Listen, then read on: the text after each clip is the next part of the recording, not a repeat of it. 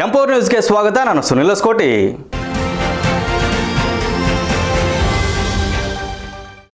ಹಿಂದೂ ಕಾಲೇಜಿನಲ್ಲಿ ಮಲಮೂತ್ರ ತ್ಯಾಜ್ಯ ನೀರನ್ನು ಕಾಲುವೆಗೆ ಬಿಡುತ್ತಿರುವುದನ್ನು ಖಂಡಿಸಿ ರೈತರ ಜೊತೆ ಪ್ರಾಂಶುಪಾಲ ಕಾಲೇಜು ವಿದ್ಯಾರ್ಥಿಗಳಿಗೆ ಗಲಾಟೆಗೆ ಪ್ರಚೋದನೆ ನೀಡುತ್ತಿದ್ದಾರೆ ಅನ್ನೋ ಆರೋಪ ಕೇಳಿ ಬರ್ತಾ ಇದೆ.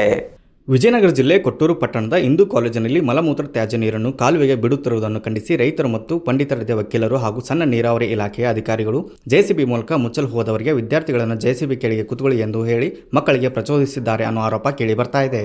ಇದನ್ನು ಪ್ರಶ್ನೆ ಮಾಡಿದ ನಮ್ಮ ಸುದ್ದಿವಾಹಿನಿ ವರದಿಗಾರರಿಗೆ ಇಲ್ಲ ನಾವು ಹೇಳಿಲ್ಲ ಎಂದು ಹೇಳುವುದನ್ನು ವಿಡಿಯೋದಲ್ಲಿ ನೋಡಬಹುದು.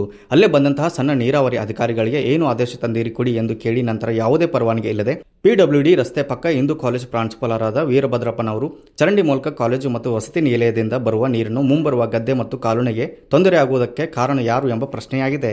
ಇಲ್ಲಿ ಬಂದಂತಹ ರೈತರಿಗೆ ಮತ್ತು ಅಧಿಕಾರಿಗಳಿಗೆ ನೈತಿಕತೆ ಬಗ್ಗೆ ಮಾತನಾಡುವ ಈ ಬದ್ರಿಗೆ 20 ವರ್ಷ ಗಂಟಲೆ ಪಟ್ಟಣ ಪಂಚಾಯಿತಿಗೆ ಕಂದಾಯ ಕಟ್ಟಿಲ್ಲ, ಇವರಿಗೆ ಯಾವ ನೈತಿಕತೆ ಇದೆ ಎಂದು ಅಲ್ಲಿ ಬಂದಂತಹ ಸಾರ್ವಜನಿಕರಿಗೆ ಬಹುದೊಡ್ಡ ಪ್ರಶ್ನೆಯಾಗಿದೆ.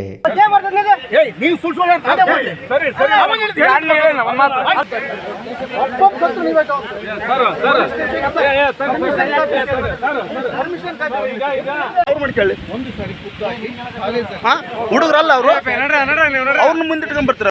ನಮ್ಮ ನೀರಿಗಿಂತ ನೀನ್ ಬಿಡೋ ನೀರು ಇನ್ನೂ ಡೇಂಜರ್. ನೈತಿಕತೆ ಇರಬೇಕು.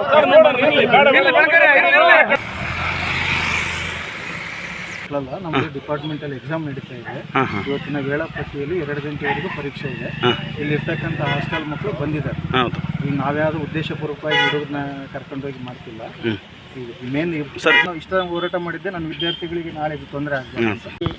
ಹಿಂದೂ ಕಾಲೇಜು ಮಾಡ್ತಕ್ಕಂಥ ಮಾಲಿನ್ಯ ಅದನ್ನು ನಾವು ಮಾಲಿನ್ಯ ನಿಯಂತ್ರಣ ಮಂಡಳಿಗೆ, ಸಣ್ಣ ನೀರಾವರಿ ಇಂಜಿನಿಯರ್ಗಳಿಗೆ, ಮುನ್ಸಿಪಾಲ್ಟಿಗೆ ಅರ್ಜಿ ಕೊಟ್ಟಿದ್ವು. ಅವರೆಲ್ಲರೂ ಕೂಡ 2 ನೋಟಿಸ್ ಕೊಟ್ಟಾರೆ. ತಕ್ಷಣ ನಿಂತು ರೈತರಿಗಾಗ್ತಕ್ಕಂಥ ಅನಾಹುತವನ್ನು ನಿಲ್ಲಿಸ್ಬೇಕಂತಂದು.